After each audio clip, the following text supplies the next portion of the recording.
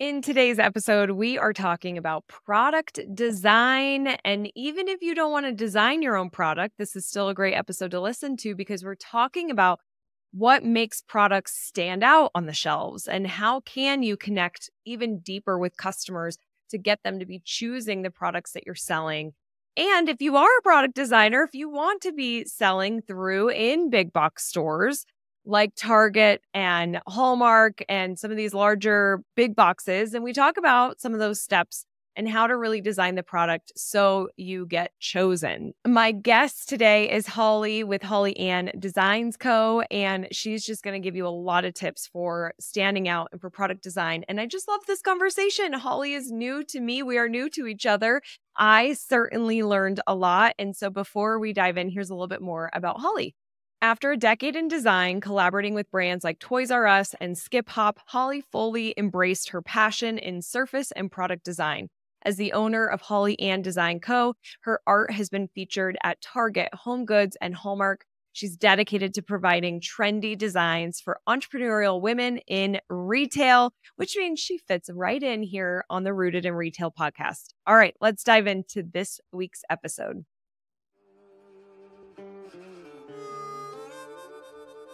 Welcome to Rooted in Retail. I'm your host, Crystal Vilkaitis. Here we have engaging and informative conversations with successful indie retailers and industry experts. Together, we learn, connect, and grow. Don't miss our live after the show every Tuesday night in the Rooted in Retail Facebook group. All right, here's today's episode. Hollei, welcome to Rooted in Retail. I am thrilled you're here. Thank you so much for having me, Crystal. I'm happy to be here. Yeah, this is going to be a great conversation, and we are new to each other. So I am very excited to learn from you and hear what you have to share with our listeners today. Before we dive in, will you just take a couple minutes and share a little bit more about your retail journey? Yeah, sure. So I've always been in retail, even down to like being a teenager and working retail.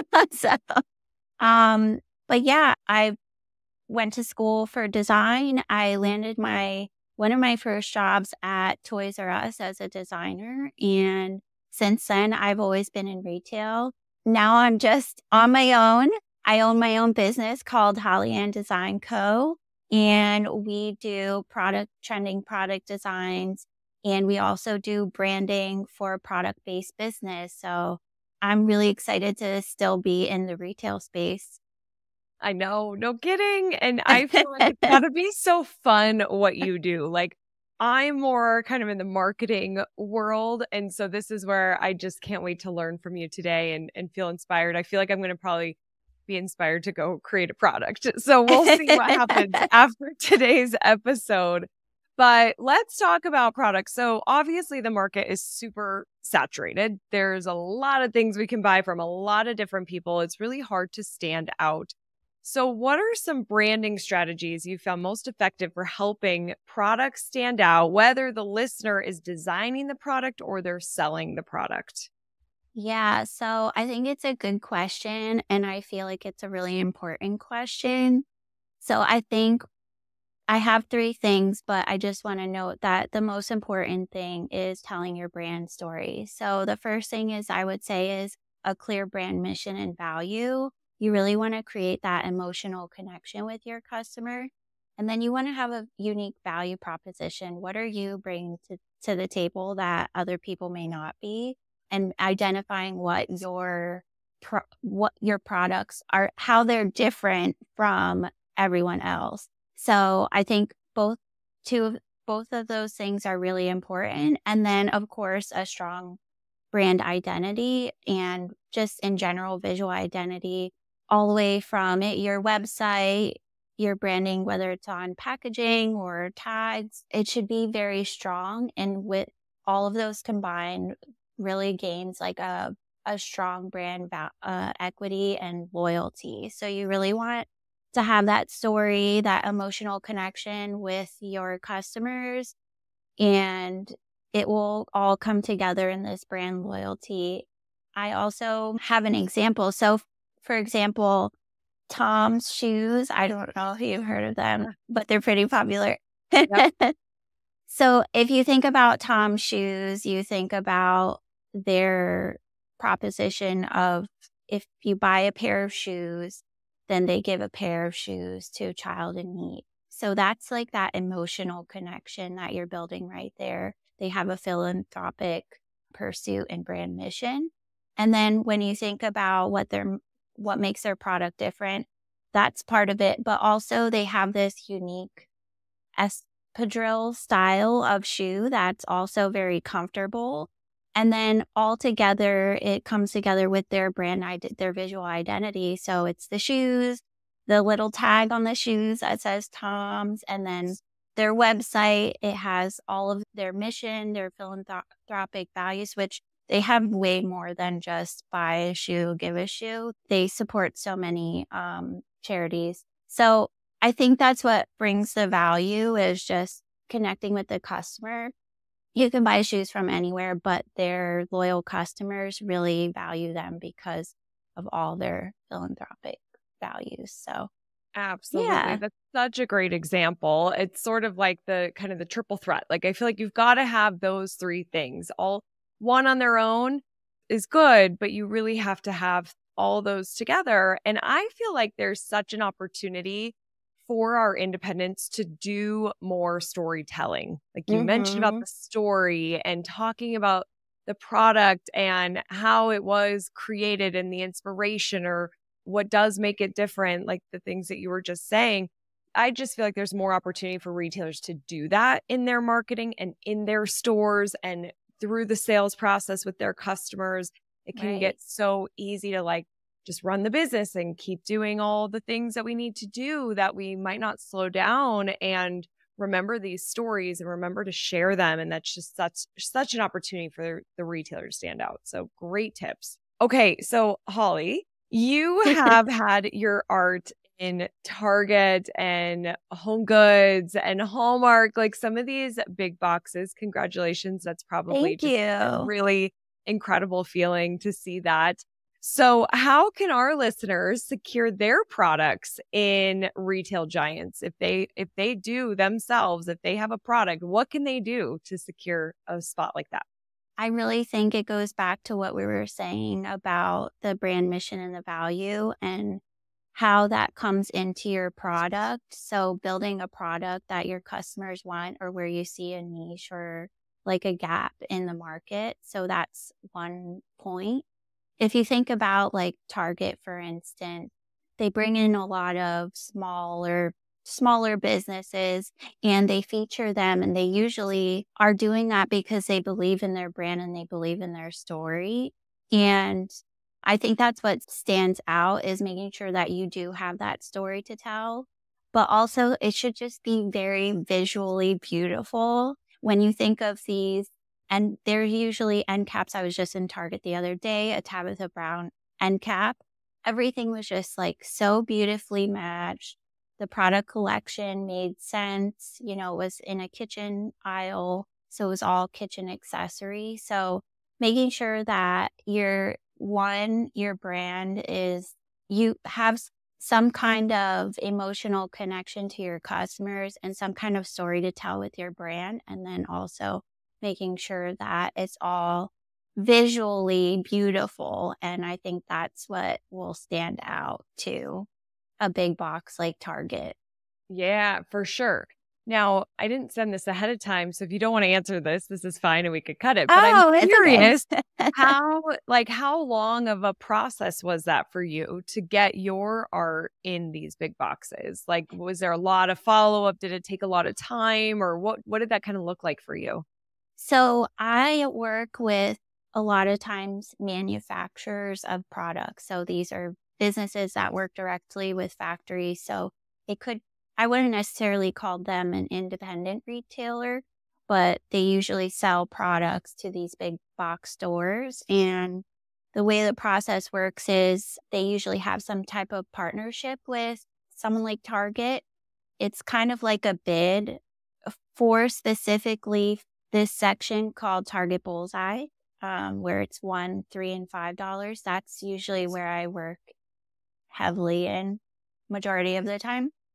So that's usually kind of like a bid. So you present your products in a visually beautiful way toward a category that they have, and then they pick and choose from different manufacturers. That process can take a full year. It usually takes a full year for me to see my designs in store, but it's a lot of hands in the pot.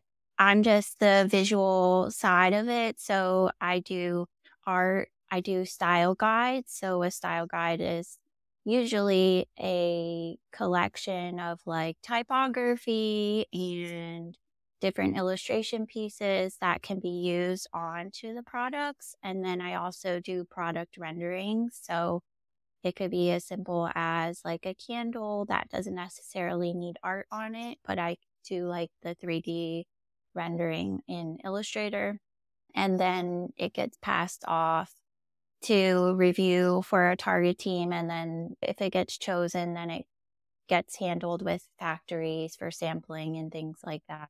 So it's a long process, but I would say that the reason why Target works with this brand that I do for art for Target Bullseye is because they really love this brand. They love all the products that they do. They meet with them. They just love like the mission of this brand, and they love working with them. So I think in general, right? Like we think about business for ourselves is like best way to get business is word of mouth, and that's usually because of an emotional connection. And that's another thing, is just the partnership that you can provide to these big box retailers too.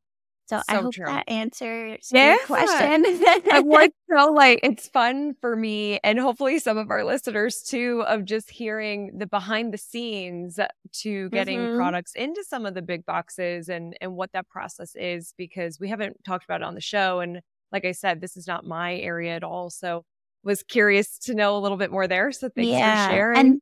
And that is an ongoing relationship. So I would say Yeah. that, just to even get your foot in the door, you really just have to have that brand mission, and you really have to clarify your brand identity and have a strong collection before even approaching Target. Yeah. Okay. Excellent points.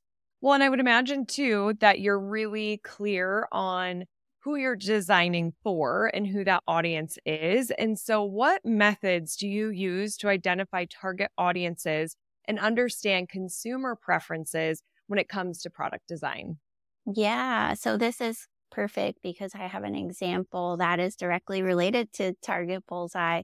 So for target audiences and understanding consumer preferences, I do a lot of trend research. So whether that is on social media or culturally, like Taylor Swift and Beyonce are really big. So that's led into a bunch of trends. But culturally, and then looking at TikTok, there's a lot of great feedback you can get from there on what trends are happening. But also there's industry standards that you can use. There's companies like WGSN and Trend Bible, which are like the industry standards for trend forecasting. I refer to them. And then there's also other places you can look. Pinterest and Etsy usually provide some kind of trend report, and that's based on all of their searches on their platform. So like, what are people looking for? What are people searching? The other thing that I do is I do competitor product analysis. Once I know like the audience and kind of dive a little deeper into who the brand I'm working for, or taking a look at, let's say, for instance, your independent retailers, they know there's other companies similar to theirs, like taking a look at what they have, taking a look at what's a little bit higher than you, like a big box store and what they're providing that are in the same kind of like realm of what you're selling, and kind of identifying what the gaps are in between everything and figuring out where you can stand out. So Mm. that's a great way to do. So I have an example. So Target Bullseye, they are the section in front of the store. They sell $1, $3, and $5 range items. So if you think about them, their target audience is mostly women. Women are usually the shoppers, right? And their audience is usually around like 25 to 40 years old. And they're not afraid to DIY because they love these like lower bargains so that they can DIY with. And then for trend research, you can tell this because you look on TikTok and they found things at Target Bullseye and they're DIYing it for teachers or what have you. There's like Target Bullseye addicts and they're showing like what they've created with their Target Bullseye finds. And then as far as competitor product analysis, you can take a look at Dollar Tree. They're also dollar. Now they're up to $5, Five Below. So really taking a look at what you're trying to sell and then looking at the trends and then comparing it to your competitors. And that's going to guide you to where you need to be. Super smart. Yeah, go ahead. Oh, I was just going to say, I did have a free gift that I mentioned to you earlier. Yeah. And in that, I do have a breakdown so you can identify who your ideal customer is. And that's usually what I do with my customers, especially if they're looking for a new brand identity, is like, who's your ideal customer? What type of products are you selling? And why do these customers need these products? So in that gift, which is called Brand Identity Blueprint, you can have a little worksheet in there and you can answer those questions for yourself. Yes, which we love free gifts. So thank you for doing that. We're going to link to it in the show notes. Be sure to go get that gift. I cruise through there. These are really good questions for you to sit down and really think about. And I just think often, if you've had your business for a long time, you haven't thought about the brand in a while. You might not have thought about the customers in a while. Again, we just can get caught up in doing our business that we don't take those pauses to really reflect and check in where we are today because things evolve and change and the consumer is constantly evolving. And so using this free guide that you created is a perfect way for them to sit down, really get clear. So be sure to go grab that. It's the Brand Identity Blueprint. And again, we'll link to that. So thank you for having it. Yeah. And I love what you said about the trends. Like, I feel like that would be really fun. I'm sure a lot of our retailers are on top of some of those trends. But, for me, TikTok is my preferred social media platform. I know it's not the preferred of most of our listeners. I would say they're probably more Instagram, Facebook. But I want to give a little shove to people who are not on TikTok. Look, if you don't want to create content there, that's okay.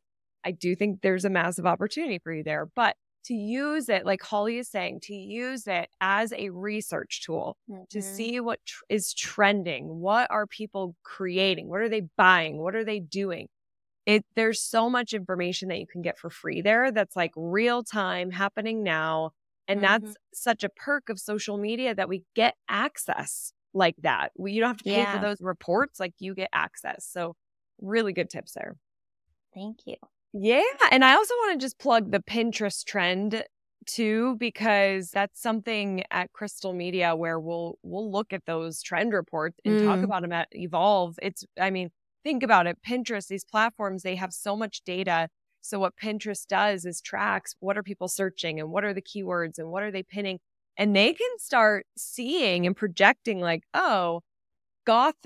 I use goth because this is, I think, a trend that was, I don't know if it was last year or this year, but I think I saw that on this year. Yeah. And I was like, oh, I was sort of surprised by that. But it's like, if they're seeing more people that are searching for goth inspiration, clothing, decor, DIY, things like that, then they can be those leaders. And that helps you see what are people pinning? What are they searching to make sure you're selling those products in your store or designing them if you are a product developer and designer. If you're looking to amplify your results, things like get more people to your events, more foot traffic, grow your email list, more website visitors, more local awareness, then we can help you at Crystal Media. We have a Facebook and Instagram ads agency. This is a done-for-you service and is typically best for retailers that have a physical storefront, because we are pros at driving foot traffic and local awareness, that are doing about $600,000 a year in revenue or more. So if this is you, if you're looking for those results, you want that support, you want a dedicated person to help you grow your store, then you can go to crystalmediaco.com/ads, ADS, ads, and learn more about our ads management offering. Right there, you can secure your seat. We are boutique, so we only work with a small amount of retailers. So you could secure right there, or you could book a call with Pauline and she can learn more about your store's goals and what you're looking to achieve to make sure that we can help you get there. So go to crystalmediaco.com/ads to learn more. Okay, now I love talking to business owners about their journeys as an entrepreneur as well. So can you discuss some of the challenges you faced in your journey with Hollei Anne Design Co, and how overcoming these obstacles has helped shape your approach to product design? Yeah, of course. I mean, besides for wearing many hats like all of us do. But circling back to this target bullseye and being in this $1, $3, and $5 space, at first it was challenging because it's such a low price point, and to try to create something visually beautiful and on trend and also make sure it's $1 or $3 or $5. That was a big challenge at first.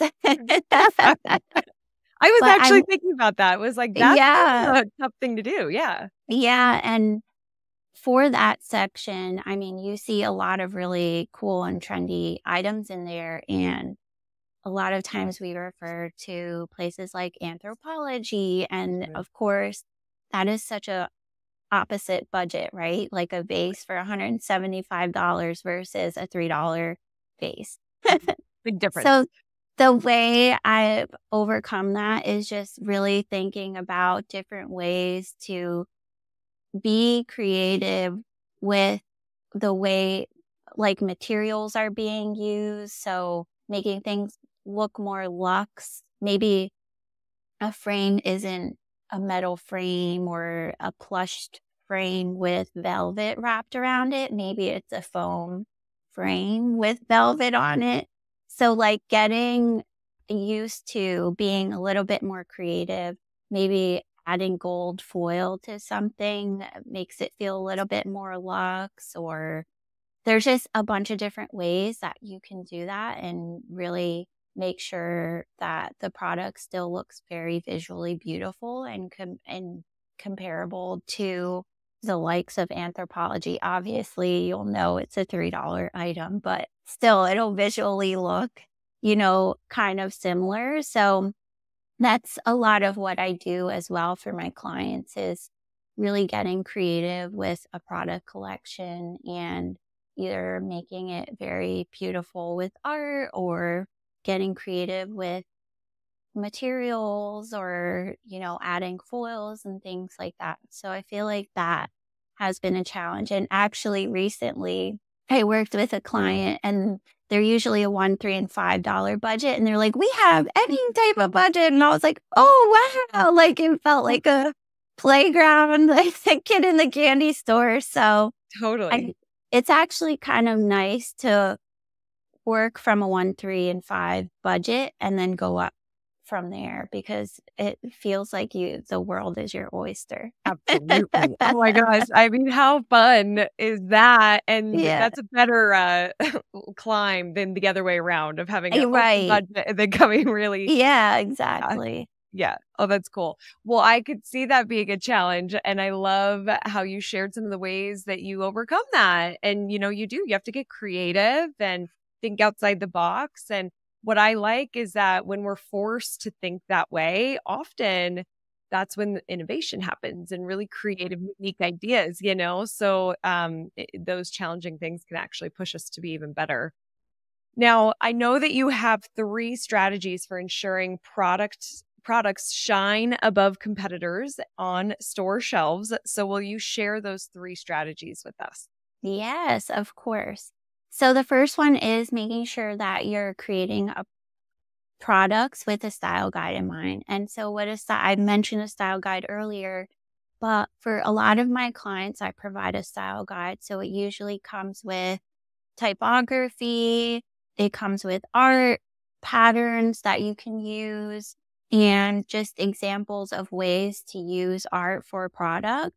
And when you're creating with a style guide, I feel like that really makes your whole collection, whether it's in like an end cap or, in front of store, it really makes your collection shine because Mhm. everything is coordinating and matching. If you aren't in a space where you're creating product, I would say maybe like come with like an idea of like maybe like think about a mood board or something of like what this visually could look like. So start matching some of the items that you have in store and bring it together to make it visually cohesive. There's a lot of mood boards and things like that on Pinterest you can use to get inspiration. So that's number one. Number two is making innovative and beautiful packaging design or labels. So when you do that, it's adding to that visual element. So really making everything beautiful and then going back to having a brand story and a mission. Like sometimes people use that on their packaging to really tell their story. And that also makes you stand out because, people want to connect that emotional connection. So being beautiful while also having that brand mission and story. And then the third is utilizing point of sale displays or some kind of signage to add to the value of your store set. So I just think of like Christmas time when they have all these beautiful POS displays and everything. It just really makes your whole collection stand out. And coming from like a product design background working with these manufacturers, a lot of times like they pitch that along, like just another tip for pitching to a big box retailer.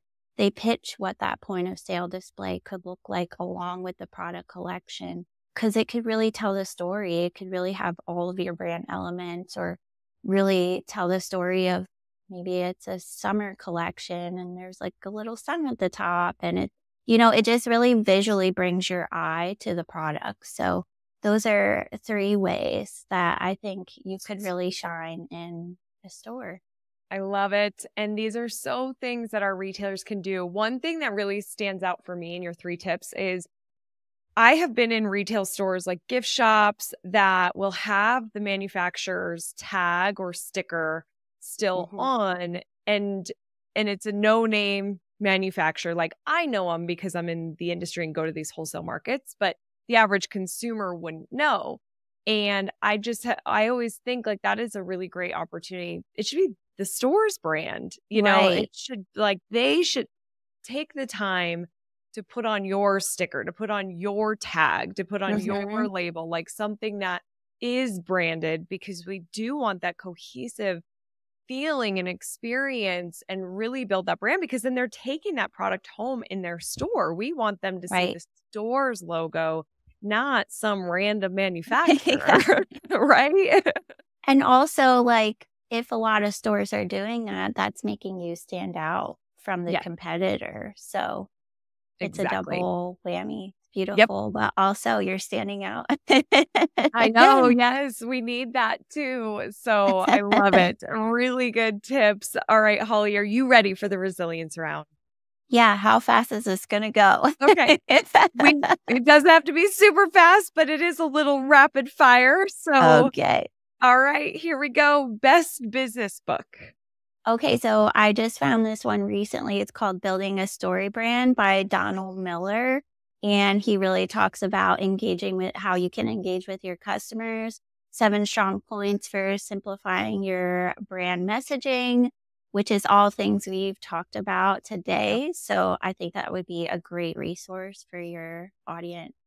Oh, Hollei, the best. You don't know this about me because we're new to each other, but Donald Miller, I actually call him my business crush. Like, Oh my gosh. my fiance and I had Don speak at my conference this year in Oh, Denver. so awesome. And that was just like a dream come true. And he is an incredible human being. And I went to a writer's workshop with him. Like That is so cool. that was a really good pick. Really good pick. Well, I didn't know that. You know, it's good when I don't know. Yep. You did good. All right. Best retail technology, like an app or software. I would say Squarespace or Shopify. I don't know if that qualifies, but I think having a website that you can sell on, or even just a point of contact where you can have your brand messaging and tell that story. Like, I mean, where else are they going to find it? Maybe in your store, but I think it's really best on your website and, you know, using SEO and all that. I don't want to ramble on because I know this is rapid fire, but Wait, I think that's the best tool you could use for your business. Yep, I agree. Big fan of Shopify. It's so good. How do you keep up with the ever-changing retail landscape? Trend research and TikTok. Totally. To help retailers be stronger, more rooted in success, what's a product design foundational best practice? Design with your audience in mind. The clearer you are with your target audience, and the clearer you are with what products you can serve them with. Mm-hmm. Good one. If you had to start your business all over again, what's one thing you would do different?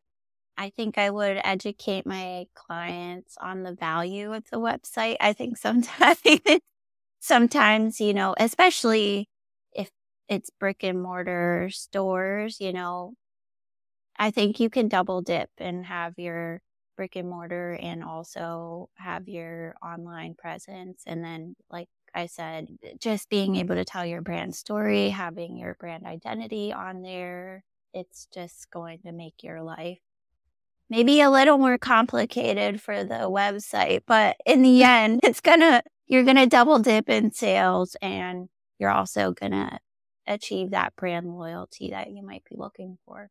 Yeah, absolutely. And finally, what do you think the future of independent retail looks like? I think that people want to buy from smaller brands. I think that's the reason why Target brings in these small brands and has these end caps featuring these artists, or, you know, they have like Black History Month and they feature, you know, African American business owners. I think that having that brand story and having that emotional connection is what I know for myself I seek.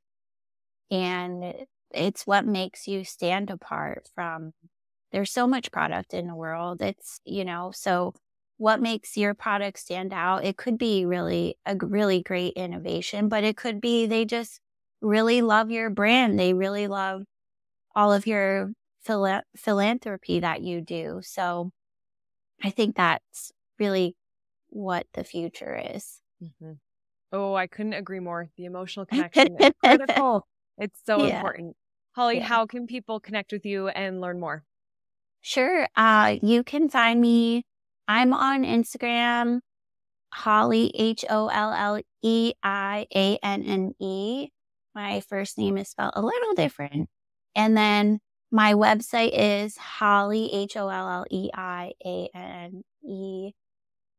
designco.com. Awesome. Hollei Anne Design Co.com. Yes. We will link to, and Hollei Anne on Instagram. Hollei, this was so great. Thank you so much for being here and sharing your expertise with me and my listeners. Thank you so much for having me. Yeah, this is awesome. Everyone, remember that I'm rooting for your success. Have a great week ahead. Bye. Thank you so much for being here. It means the world to me. Don't forget to join the Rise and Shine newsletter, which is social media news you need to know, sent via email every Monday morning. Go to crystalmediaco.com/rise to join. And don't miss the newest episode of Rooted in Retail, which drops every Sunday morning.